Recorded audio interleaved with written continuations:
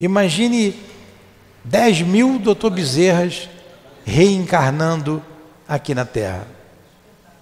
Espíritos da envergadura de um Dr. Bezerra, né? Da Dona Ivone e de tantos outros. É com isso que a gente quer vir, né? Então, ficará fácil a difusão dessas ideias e a compreensão dessas ideias, e a Terra se transformará, porque o homem não verá apenas essa vida. Por enquanto, o mundo é muito mais materialista do que espiritualista, apesar das religiões difundidas no mundo. Quando ele tiver essas ideias de maneira racional, lógica, o seu comportamento vai mudar. O nosso não mudou? Pode ter certeza, nós mudamos muito. Claro, temos muito ainda que caminhar e que mudar, mas já mudamos com um pouco que a gente conhece. Imagine isso difundido pelo mundo inteiro. Alguma pergunta? Continua, Raquel. Portanto, na realidade, são os próprios espíritos que fazem a propaganda, com a ajuda de inumeráveis médiuns que aparecem de todos os lados. Se houvesse apenas um único intérprete, por mais favorecido que fosse, o espiritismo mal seria conhecido. Esse mesmo intérprete, de qualquer classe a que pertencesse, teria sido objeto de prevenções por parte de muitas pessoas. Nem todas as nações o teriam aceitado, enquanto que os espíritos, comunicando-se em todos os lugares, com todos os povos, com todas as seitas e todos os grupos, são aceitos por todos. O espiritismo não tem nacionalidade, está fora de todos os cultos particulares. Não é imposto por nenhuma classe da sociedade, pois cada um pode receber instruções de seus parentes e de seus amigos de além-túmulo. Era necessário que assim fosse para que ele pudesse chamar todos os homens para a fraternidade. Se ele não fosse colocado em um terreno neutro, teria mantido as desavenças em lugar de apaziguá-las. Entenderam? Ficou bem claro isso? O espiritismo não tem nacionalidade. Não tem nacionalidade. Está em todos os lugares. Se tivesse de um único homem, um país podia não aceitar. Esta universalidade no ensino dos espíritos fez a força do espiritismo, e nela também está a causa da sua rápida propagação. Enquanto a voz de um único homem, mesmo com a ajuda da imprensa, levaria séculos antes de chegar aos ouvidos de todos, eis que milhares de vozes se fazem ouvir simultaneamente sobre todos os pontos da terra, para proclamar os mesmos princípios e transmiti-los aos mais ignorantes, como aos mais sábios, a fim de que ninguém seja excluído. É uma vantagem da qual nenhuma das doutrinas que apareceram até hoje tem desfrutado. Vai, Conceição. Portanto, se o Espiritismo é uma verdade, ele não teme o mal-querer dos homens, nem as revoluções morais, nem as perturbações físicas do globo, porque nenhuma dessas coisas pode atingir os espíritos. Essa, porém, não é a única vantagem que resulta dessa posição excepcional. Nela, o Espiritismo encontra uma garantia poderosa contra as divisões que poderia surgir, seja pela ambição de alguns, seja pelas contradições de certos espíritos. Essas contradições, seguramente, são um obstáculo, mas trazem em si o remédio ao lado do mal. Continua. Sabe-se que os espíritos, em consequência da diferença que existe entre seus conhecimentos, estão longe de possuir toda a verdade, que não é dado a todos penetrar certos mistérios, que o seu saber é proporcional à sua depuração, que os espíritos comuns não sabem mais que os homens, podem até saber menos que certos homens, que há entre eles, assim como entre os homens, os presunçosos e os falsos sábios. que creem saber o que na realidade não sabem. Os sistemáticos, que tomam suas ideias como sendo a verdade. E, enfim, os espíritos de ordem mais elevada, aqueles completamente desmaterializados e que são os únicos despojados das ideias e dos preconceitos terrenos. Porém, sabe-se também que os espíritos enganadores não têm escrúpulos de utilizarem de nomes que não são os seus para fazer aceitar suas ideias fantasiosas, quiméricas. Daí resulta que, para tudo aquilo que está fora do ensino exclusivamente moral, as revelações que cada um pode obter têm um caráter individual, sem autenticidade, que essas revelações devem ser consideradas como opiniões pessoais deste ou daquele espírito, e que seria uma imprudência aceitá-las e promulgá-las levianamente como verdades absolutas. A gente vê que a doutrina espírita é de uma lógica, de uma racionalidade que não tem nem como contestar. Os espíritos são as almas dos homens que morreram. Nós, os homens, somos diferentes em intelectualidade, em moralidade. Morreu a mesma coisa. Os espíritos são de ordens diferentes em moralidade, em intelectualidade. Não é porque é espírito que sabe tudo. Agora, que pesquisa que Allan Kardec fez para concluir o que nós estamos estudando agora e lendo agora? Para a gente é lógico. Agora, imagina Allan Kardec, que começou do zero. Do zero. Não sabia o que era. Está vendo a mesa mexer e dar pancada. O que é isso? Como é que essa mesa está dando resposta? Ele começou do zero. Aí quem dava as respostas disse, ó, nós somos as almas que os homens morreram, dos homens que viviam. Lá nos raps, com as irmãs Fox, nos Estados Unidos. Foi através de pancada. Né? A noite inteira, a madrugada inteira, batendo, até que elas se juntavam, dormiam juntas com a mãe, porque não sabia o que era, até que um dia duas irmãs tomaram coragem e foi lá. Ô, seu pé rachado, é você que está aí? Tem alguém aí? Se tiver, bate 2 vezes. Daí começou um diálogo, igual o índio, né? Aquele que a gente via aqueles filmes, né? Se começou um diálogo. Então, o próprio fenômeno que se declarou. E Kardec pegou do início, ele pesquisou tudo isso. A sua inteligência, a sua compreensão da vida, como professor, como escritor, como poliglota. Kardec foi um grande homem, um grande espírito, não foi qualquer um. Conhecidíssimo na França e na Europa. Então ele adota um pseudônimo para separar o nome dele com a nova ciência que ele estava estudando. Então fica fácil para a gente hoje. Você vê ainda hoje gente perguntar para o copo. Está lá no primitivo ainda, né? Ah, o copo me respondeu. Não é o copo que te respondeu, tem um espírito ali. Como a pessoa não leu, aí vai brincar com o copo, faz pergunta que não deveria fazer, perguntas fúteis. Quem é que vai responder uma futilidade? Um espírito fútil. E muitas vezes isso pode trazer até uma obsessão séria para a pessoa. Então, estão ainda, e não é só criança, jovem que faz isso não, adulto também, ainda hoje fazem perguntas para o copo. Então agradeçamos a Allan Kardec por tudo isso, por essa lógica, por esse bom senso, que a gente vai lendo e vê, mas como isso é óbvio, né? Continua, Raquel. Só uma pergunta.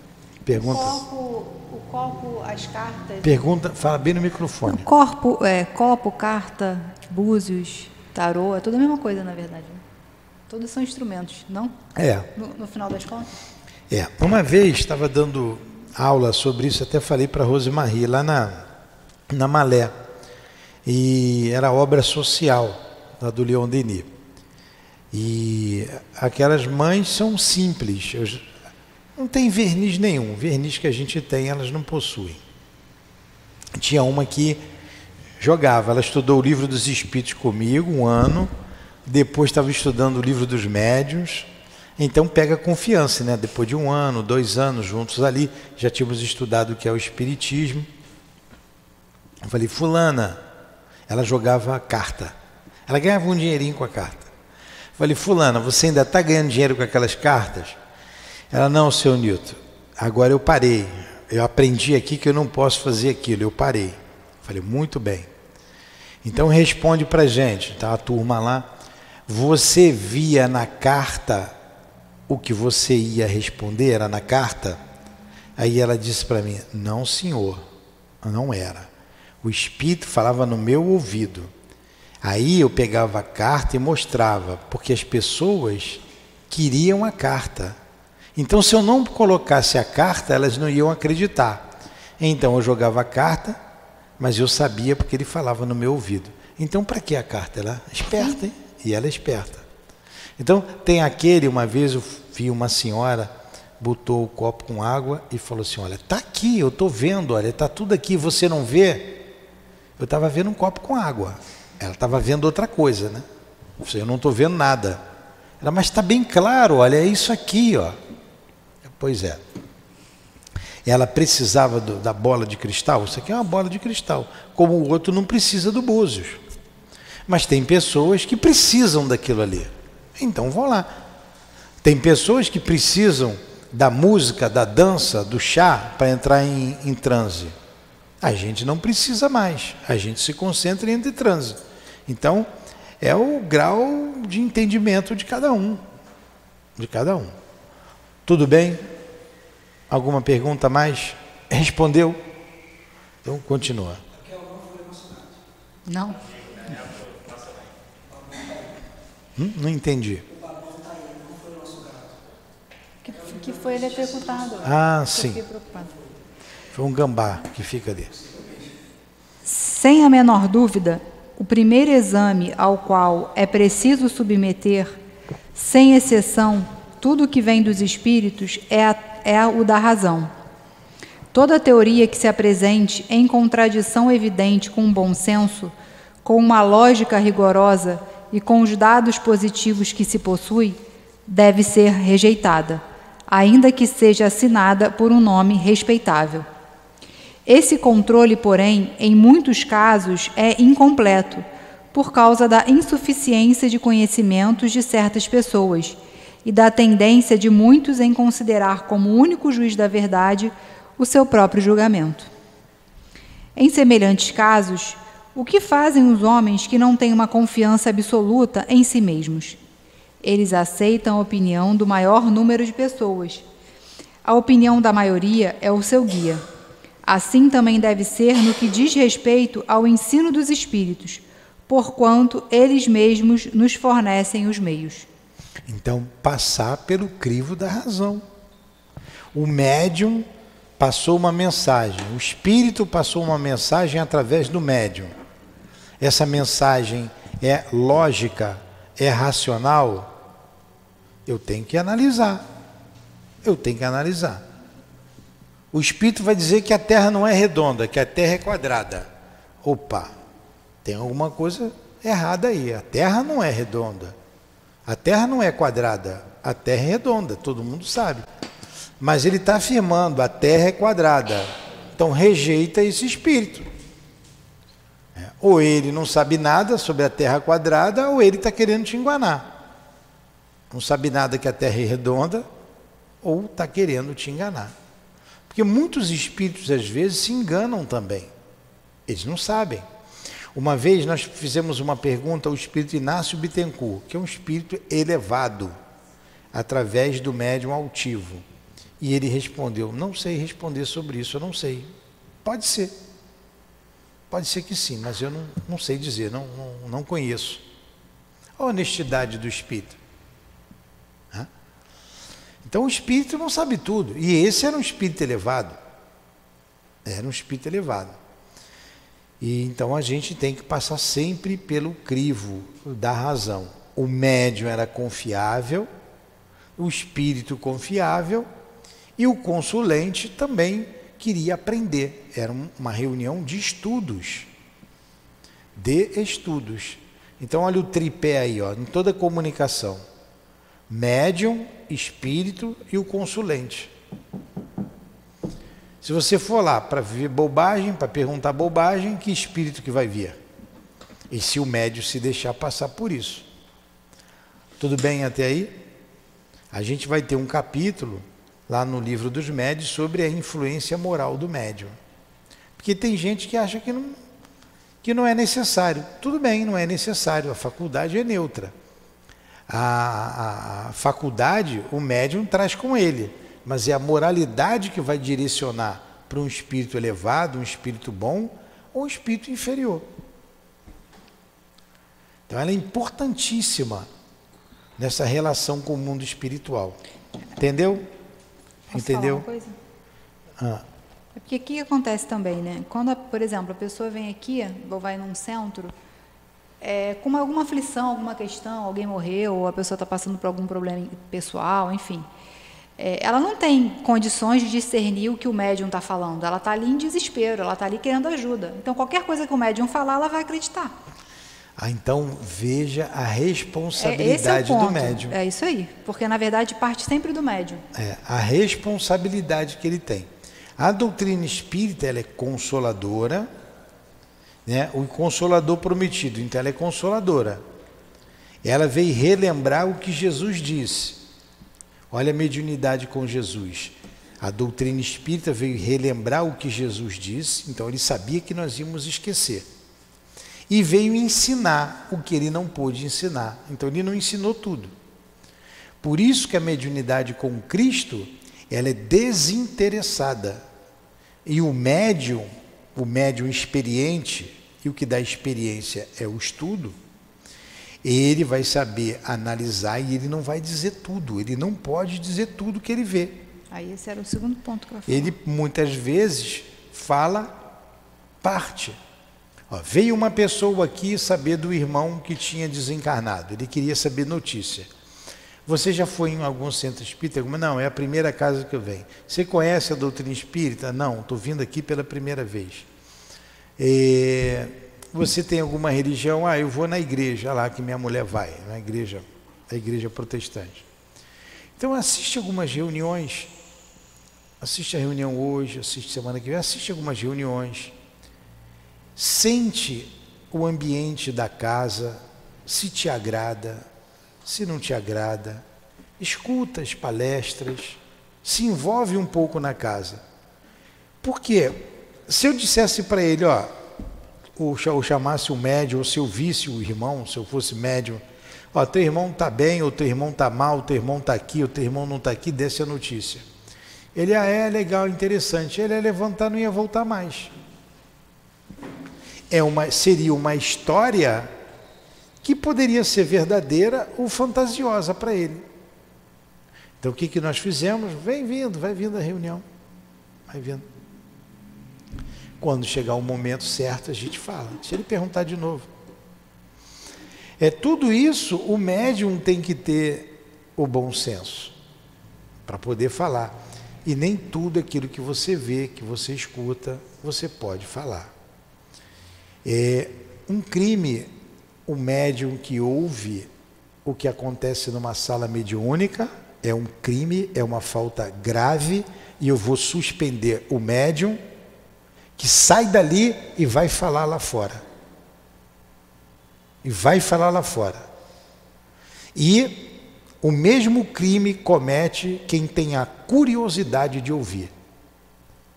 Por quê? Você atende, aí eu estou desviando um pouquinho, a pessoa confia a sua intimidade e você vai falar? Você vai falar para os outros o que aconteceu na sala mediúnica? Mesmo princípio. Ela me conta uma particularidade, eu chego aqui e divulgo essa particularidade. Isso é faltar com a caridade. Isso é um médium desmoralizado. um médium que não atenta à moralidade, às questões morais. Então a mediunidade com Jesus é uma coisa. Aconteceu uma vez um determinado fato aqui. Quando terminou tudo, eu disse para os médiuns: acabou aqui, ninguém comenta mais nada, tá? Não precisa comentar, encerrou. O pessoal entendeu, só não tinha uma pessoa aqui. Só faltou anunciar na rádio ali da comunidade o que aconteceu. O que acontece? Por isso que é perturbado. Porque o espírito pode até ficar aborrecido com aquilo que você falou a respeito dele e vai atrás de você. Como que você faz isso? Como que você me expõe? Que autoridade você tem para fazer isso? Aí você vai se ver com o espírito. E é muito bem feito. E é pior do que com o encarnado, né? Porque a gente não tá Pois vendo. é. Pois é. Então, preste atenção, a senhora, no que ouve, tá? Principalmente no que ouve e no que fala. Mas, no caso, foi o que você ouviu. Cuidado, porque quando pega todo mundo, pega o grupinho inteiro. Pega o grupinho inteiro. E é bem feito, só assim que a gente aprende, né? Apanhando. A gente tem que ouvir, viu, aprender a segurar a língua na boca. O médium fofoqueiro. Fofoca é coisa de mulher, certo? Mas de homem também. É muito pior. Então, aprendam a colocar a língua na boca.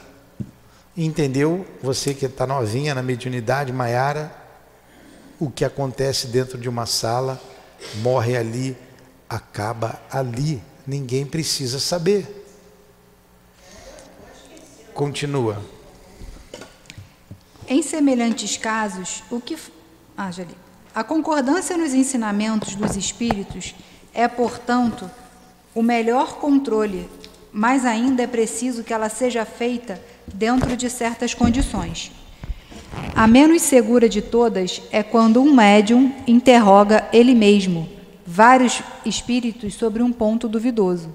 É claro que, se ele estiver sob o domínio de uma obsessão ou em relação com outro espírito enganador, este espírito pode lhe dizer a mesma coisa sob diferentes nomes, sob nomes diferentes. Também não há uma garantia absoluta na concordância que se pode obter pelos médiuns de um mesmo centro, pois todos podem estar sofrendo a mesma influência. Daí a importância do estudo. Daí a importância de todos compreenderem, falando a mesma língua. Então nós temos o Livro dos Espíritos como base, a gente tem o Evangelho nos orientando, que dá o cunho moral à doutrina espírita. Livro dos Médiuns é o manual do médium. Então você só vai ser enganado se você quiser, se você for vaidoso e orgulhoso. Então peça a opinião de alguém. Se alguém te falar alguma coisa, escute, analise. Escuta. Vamos juntos, vamos. Se for coisas absurdas, só aqui na casa que está acontecendo, pergunta em outra casa. Mas a gente já tem uma base. A base é o Evangelho. A base é a caridade. A mediunidade é feita, nós espíritas, a mediunidade é com Jesus. Jesus foi todo o amor, é o amor. E nos deu a recomendação: amai-vos uns aos outros como eu vos amei. Se alguma coisa que a gente fizer fugir a isso, tem alguma coisa errada. A gente já sabe disso. Então, quando o médium faz fofoca do outro, está fora do amor de Jesus. Quando o médium comenta alguma coisa que aconteceu na sala mediúnica, está fora do ensinamento de Jesus. Ele está trabalhando por conta própria. E eu vou descascar aqui nas reuniões nossas aqui de segunda-feira, que é só com os médiuns. Aí o médium fica bicudinho, se sente milindrado. Paciência. Se a carapuça servir, vista. Se não servir, entra por um ouvido e sai pelo outro. Por isso que a gente está estudando aqui o Evangelho, para se moralizar. para saber discernir o erro do acerto, para agir conforme Jesus sempre orientou. Não é só aqui, é aqui também, é aqui e aqui. Mas toda mensagem passa pelo crivo da razão. Vai, Conceição. A única garantia séria do ensinamento dos Espíritos está na concordância que existe entre as revelações feitas espontaneamente, por intermédio de um grande número de médiuns estranhos uns aos outros e em diversos lugares. Kardec está trazendo como tudo isso foi escrito, hein? Como tudo isso foi feito. Para nós hoje está bem mais fácil. Mas se eu for dar uma comunicação aqui para vocês, aí eu tenho que passar por esses crivos todos. Foi assim que foi concebido o Livro dos Espíritos.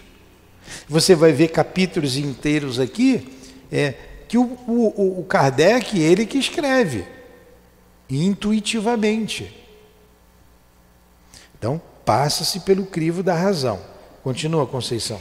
Entende-se perfeitamente que aqui não se trata de comunicações referentes a interesses secundários, mas das que dizem respeito aos próprios princípios da doutrina.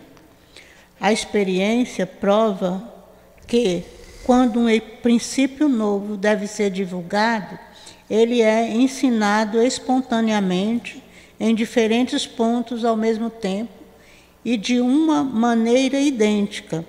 Caso não seja pela forma, pelo menos o será pelo conteúdo.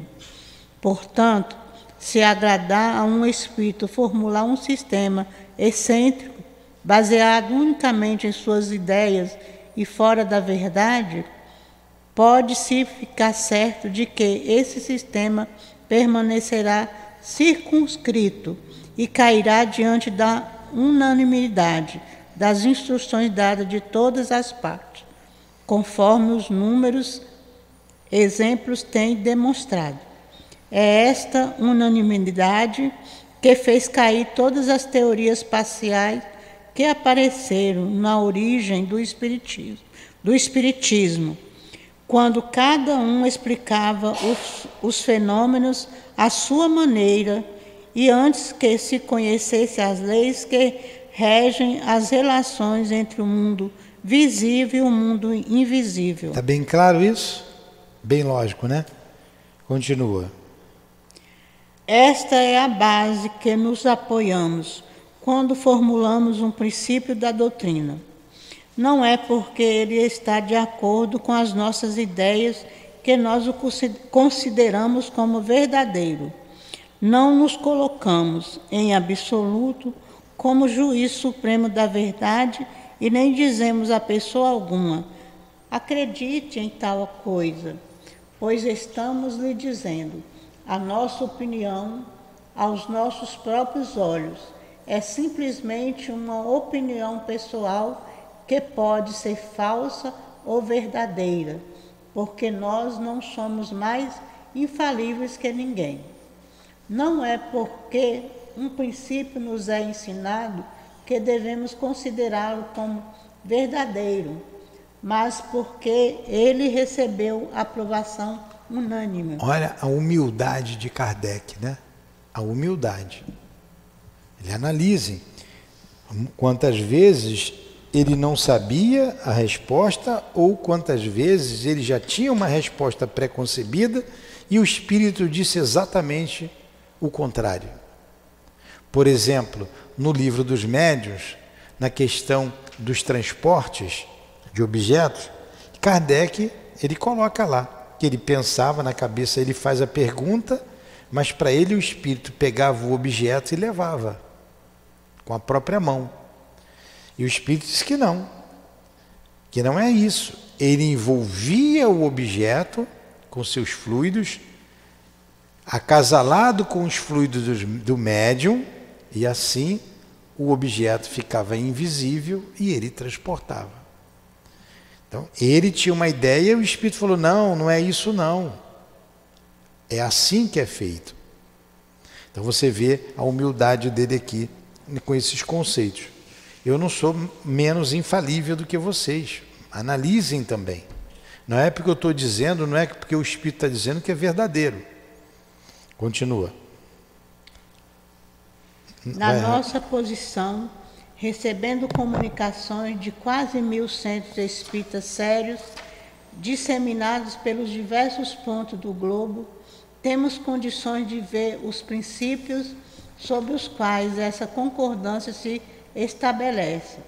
Essa observação é que nos guia até hoje e, igualmente, nos guiará nos novos campos que o Espiritismo será chamado a explorar. Foi assim que, estudando atentamente as comunicações vindas de diversos lugares, tanto da França quanto do estrangeiro, nós reconhecemos na natureza toda especial das revelações que há tendências a entrar em uma nova estrada e que é chegado o momento de dar um passo adiante. Perto de 1000 centros espíritas espalhados pelo mundo inteiro. Kardec recebia em torno de 1.500 cartas por mês, né? 1.500 cartas por mês. E ele respondia a todas elas. Os cadernos que vinham, né, com as mensagens que ele analisava. Quantos cadernos eram, Rose Marie? 50 cadernos que ele analisava cada mensagem. Daí, ele inaugurou a Revista Espírita. Essas mensagens estão todas nas revistas espíritas. A Revista Espírita foi lançada no dia 1º de janeiro de 1858. Ele tinha lançado o Livro dos Espíritos em abril de 57, em janeiro de 58, há menos de um ano, ele lança a Revista Espírita, um periódico mensal que dura até 1869, quando ele desencarna. Ele desencarna em março, a de abril já estava pronta, e eu esqueci o nome dele, que ajudava Kardec, dá continuidade até dezembro. Le Marie, é isso aí. Ele deu continuidade à Revista Espírita. E a Revista Espírita servia para medir como é que estava o povo reagindo com relação à doutrina. Era o termômetro. Era o termômetro. E ele aproveitava para divulgar a doutrina através da revista. E deu muito certo. Era um laboratório. Nós estamos estudando aqui a revista de fevereiro de 1858. Terminamos a de janeiro, entramos na de fevereiro. Na revista de fevereiro de 58 está a escala espírita.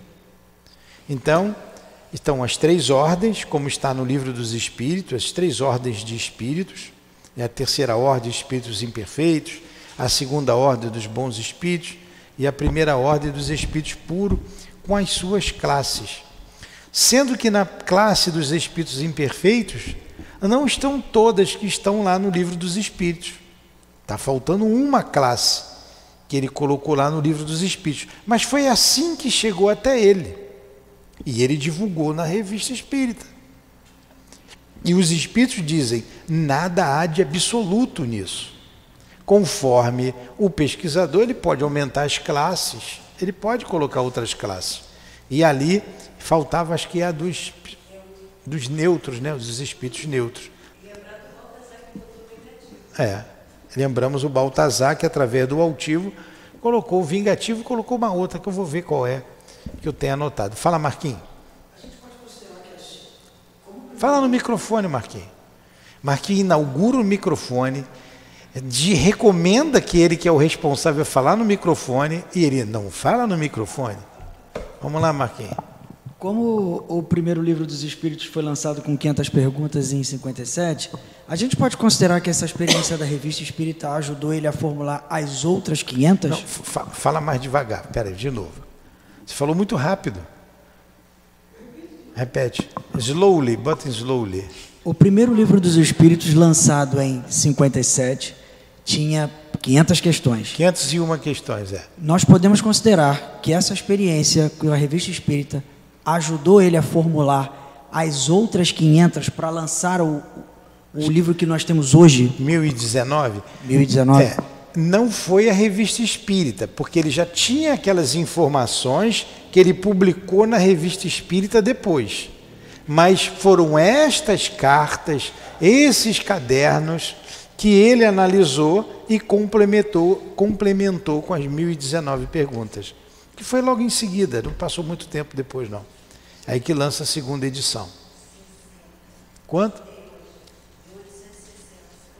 A segunda edição, 1860? Então, 3 anos depois. Então, certamente foi as mensagens, aquelas mensagens. Mas essas revistas, essa revista foi publicada até 1869.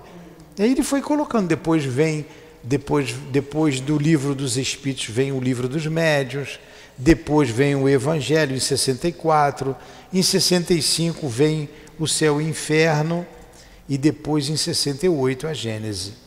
Então, ele recebia, ele analisava, tinha no início ali a família Boudin, tinha aquela médium sonambúlica, que eu nunca lembro o nome dela, como é o nome? Jaffré.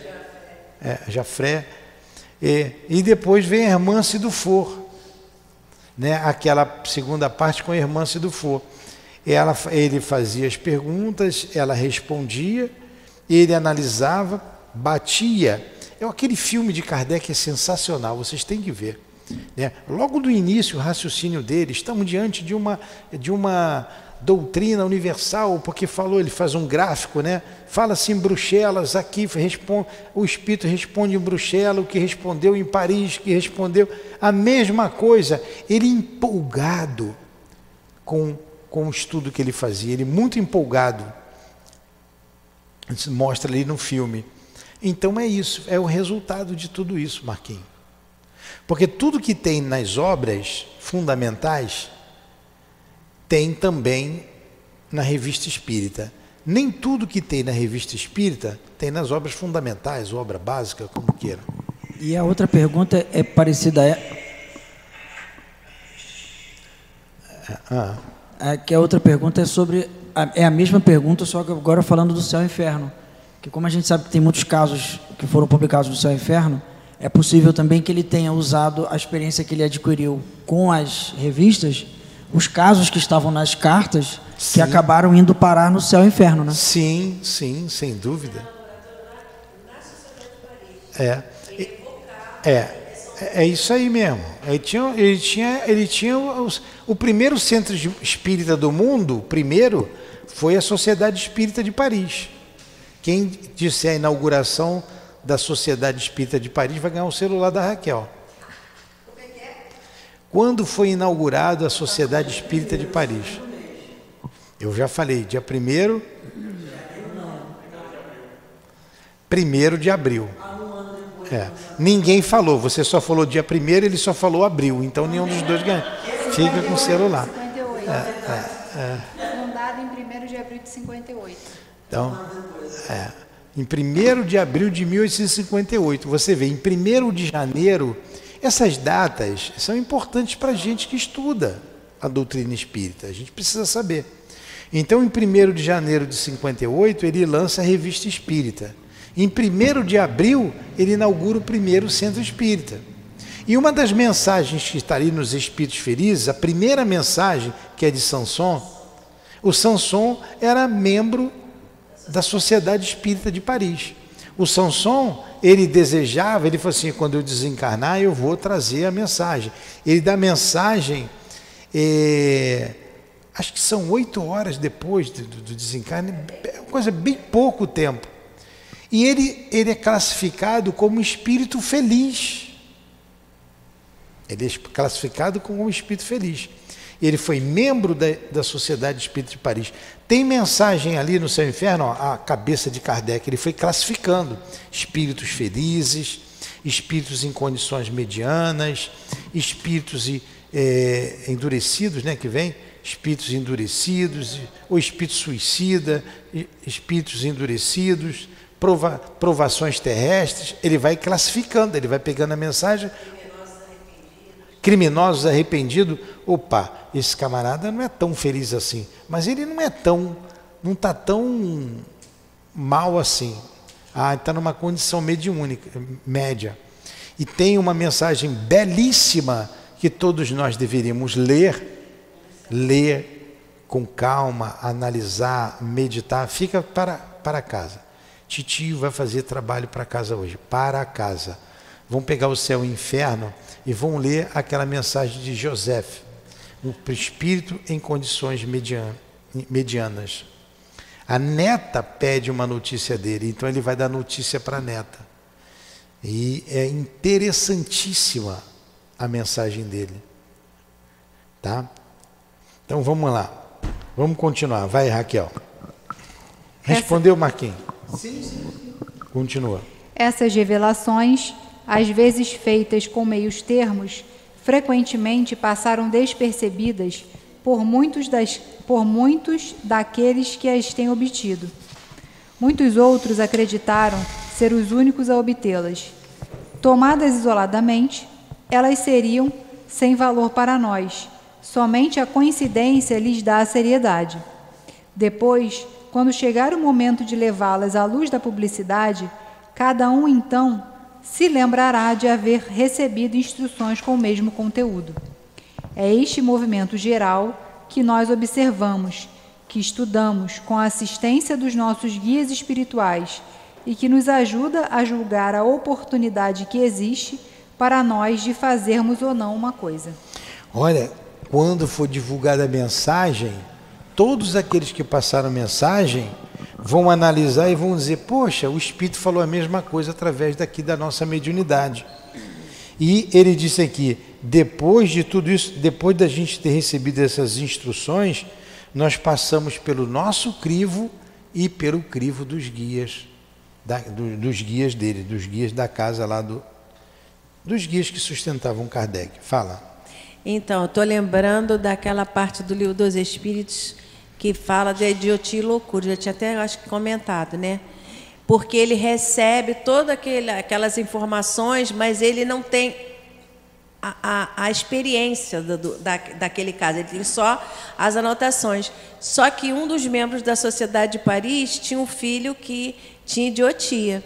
Então, eles combinam, aí o filho dele vai dormir e eles evocam na Sociedade de Paris e ele se apresenta, não com aquela idiotia, mas como um espírito muito inteligente. E ele pergunta, e o espírito responde, não, o meu corpo, ele não responde, mas eu tenho inteligência, eu sei. Ela está se referindo isso. Às é um laboratório. As perguntas do Livro dos Espíritos, que fala da idiotia e da loucura. Então foi um filho de um dos médiuns, eu não sabia disso, aprendi aqui, eu não sabia. A Rosemarie que trouxe aí essa informação, que foi o filho que tinha idiotia, que eles evocaram quando estava dormindo e ele deu aquelas respostas ali. Eu não sei disso, estou passando a informação. Então vamos lá, para a gente terminar, está na hora de parar. Esse controle universal é uma garantia para a unidade vindoura do Espiritismo. E ele anulará todas as teorias contraditórias. Está vendo? O controle universal, que diz aqui, diz lá, de lá, de lá, de lá. É assim que, no futuro, se encontrará o critério da verdade. O que fez o sucesso da doutrina formulada em O Livro dos Espíritos e O Livro dos Médiuns é que, em toda parte, cada um pôde receber diretamente dos Espíritos a confirmação do que eles contêm. Se, de todos os lados, os Espíritos viessem contradizê-los, depois de algum tempo, esses livros teriam sofrido o mesmo destino de todas as concepções fantásticas. Nem o apoio da imprensa poderia salvá-los do naufrágio. Enquanto que, mesmo privados desse apoio, eles abriram os seus caminhos e avançaram rapidamente, porquanto tiveram o amparo dos Espíritos, dos quais a boa vontade muito compensou o mal-querer dos homens.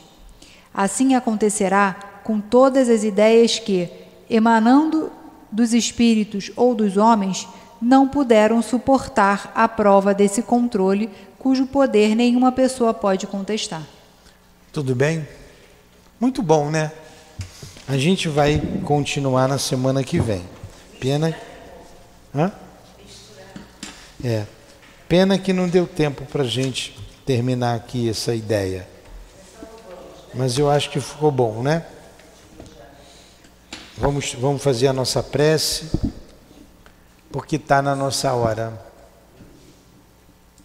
Vocês marquem para nos dizer semana que vem onde nós paramos.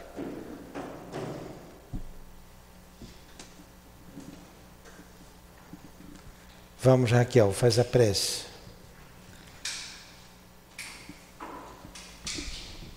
Mestre Jesus, Deus nosso Pai, Espíritos de luz, instrutores do curso do Evangelho segundo o Espiritismo, Espírito Luiz, o nosso patrono, agradecemos a todos vocês a oportunidade que estamos tendo de nos aprofundarmos nos conhecimentos da doutrina espírita, sairmos daqui com mais conhecimento, com certeza, com mais responsabilidade com relação à doutrina, com relação à moralidade, com relação a quem somos, o porquê estamos aqui e o que vamos fazer nessa nossa encarnação. Pedimos a permissão de vocês, a permissão de Deus, para, em nome do amor, darmos por encerrado o estudo do Evangelho da noite de hoje. Que assim seja.